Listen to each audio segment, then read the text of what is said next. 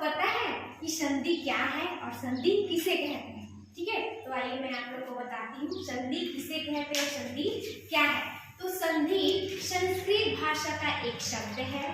संधि संस्कृत भाषा का एक शब्द है जिसका अर्थ होता है मेल या जुड़ना। ठीक है, इसका अर्थ क्या होता है? मेल या जुड़ना। जब आपस में दो शब्द मिलकर बनते हैं तो उसे संधि कहते हैं। ठीक है, जब आपस में मिलकर दो शब्द बनते हैं उसे संधि कहते हैं। तो संधि की उदाहरण है ना?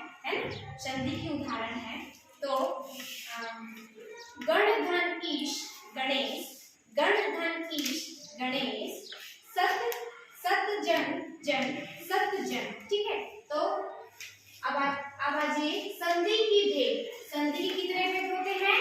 3 भेद होते हैं। कौन कौन से? स्वर संधि, व्यंजन संधि, विसर्ग संधि।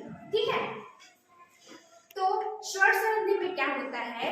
जब स्वरों के साथ मेल में विकार या परिवर्तन होता है तो उसे स्वर संधि कहते हैं। ठीक है, तो स्वर संधि के उदाहरण है सूर्य धन अस्त सूर्यास्त, नर धन ईश नरेश। अब आइए व्यंजन संधि। ठीक है, व्यंजन संधि में क्या होता है?